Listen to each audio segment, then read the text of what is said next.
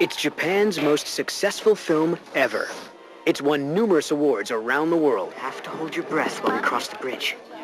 And captured the imaginations of audiences young and old. The director, Miyazaki, he's great. I mean, this world he created is amazing. It's absolutely gorgeous. And fun. It's funny.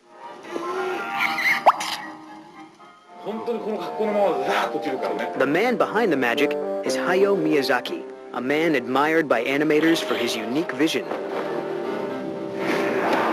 Miyazaki is one of the greatest filmmakers living today. He is one of my heroes.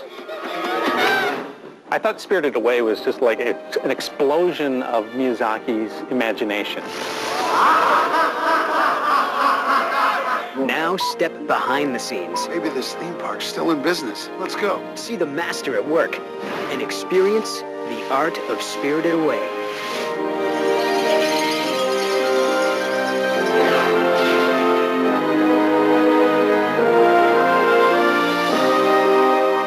Hi, I'm Jason Marsden. I provided the voice for Haku in the English version of Spirited Away, an amazing film by Hayao Miyazaki. This film has truly captivated audiences all over the world. When director John Lasseter saw this film, he knew it had to come to America. Walt Disney Studios is proud to present this very special film. You shouldn't be here. Get out of here now! What? It's almost night. Leave before it gets dark. Spirited Away is the story of a young girl trapped in a mythical world who must find the inner strength to survive. She quickly discovers that her only hope is to get a job at the bathhouse, a sort of retreat for mythical spirits. Out of my way. She is tossed suddenly into a rather alarming situation, where she's either going to get chewed up and spat out or make up her mind to get down to business and survive. And you see the most incredible range of funny spirits coming in to get baths and take care of themselves. And he has such charming characters. The sootballs. I've never seen anything like that. You fall in love with those things. Hey, you runt! You want to turn back into soot? Believe it or not, the main character, Chihiro, was inspired by a real little girl, the daughter of one of the director's friends. She's kind of a lazy bum, which is exactly the way that my favorite 10-year-old girls are. You lazy bum, I want to tell them. But I know their inner resources are as rich as Chihiro's. Miyazaki's characters sometimes reach beyond the sense of vision, like the stink spirit, a dripping mess of a creature. You know motion pictures don't have smell, but boy, if it did.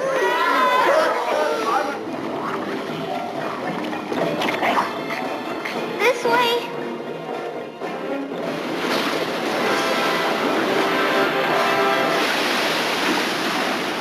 And what we really find out is he's a river god, and he is so injured by pollution that he comes to be rejuvenated. Many audiences think that the river spirit and his counterparts were inspired by Japanese legend. But according to Hayao Miyazaki, the creatures in this movie were actually inspired by real-life experiences. I cleaned a river once, my local river, and there really was a bicycle. It was stuck in there. 10 of us wrapped the rope around the bars and slowly pulled it out. We really cleaned up the river, and the fish are back. And that's why I added that scene. Even No-Face, the spirit who tempts the bathworkers' greed, comes from the real world. In fact, the character No-Face is said to be autobiographical. In my experience, many of the characters portray and contain positive elements of the man Miyazaki-san.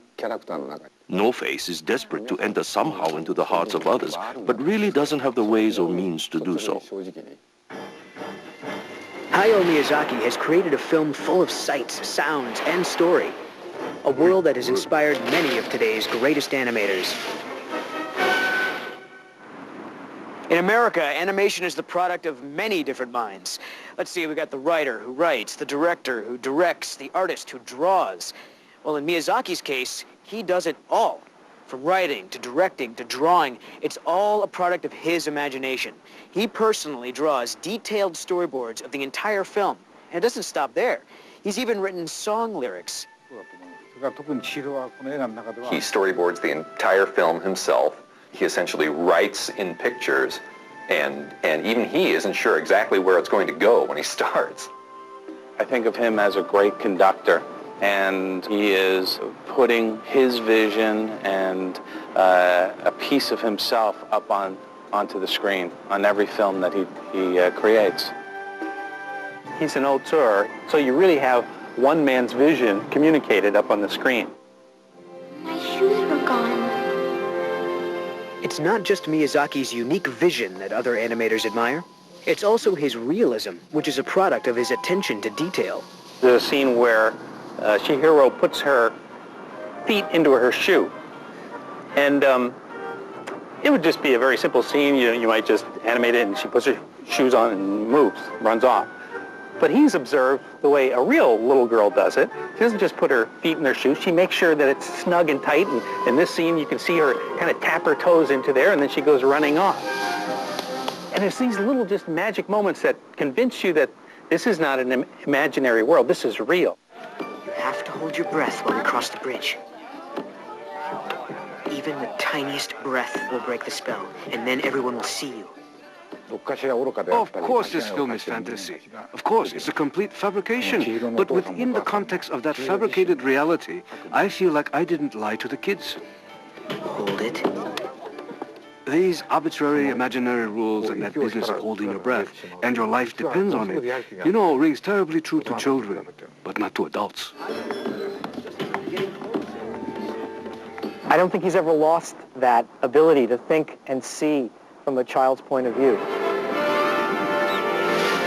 Whether it's creatures soaring through the air, antique airplanes, or fantastic new flying machines, Miyazaki's films always feature at least one flying sequence. Flight is such a prevalent theme through all of his films. There's something, I don't know, spiritual, it's liberating, it really lifts the audience up. While I was working on Fantasia 2000 several years ago, I can remember while we were working on the Pines of Rome sequence, looking at Kiki's delivery service. There's just an awesome amount of scale and beauty to the dirigibles and the flying sequences, and I turned to that for inspiration. And whenever I turn to a Miyazaki film, it doesn't let you down. It's just a visual feast. Hey, there they are! I consider Miyazaki the greatest animation director alive today. He's able to get thought and emotion out of them even when they're hardly doing anything. You get the sense that they're alive. And the impact that he's had on us at Disney is incredible. Miyazaki will take time on just the way the raindrop hits the water. There's often times where you're working on a story, and you just hit a brick wall. Just something's not working, it's frustrating, and sometimes what I do is that we will take one of Miyazaki's films, get into the screening room at Pixar, and show it up on the big screen. Then approach our sequences again at Pixar, and it's just like, you know, it just gives you inspiration. Let's go!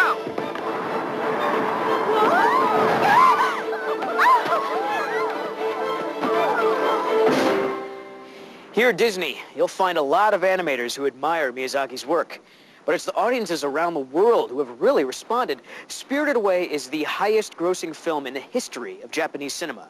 It was also the first animated feature film to ever win the Berlin Film Festival's coveted Golden Bear Award.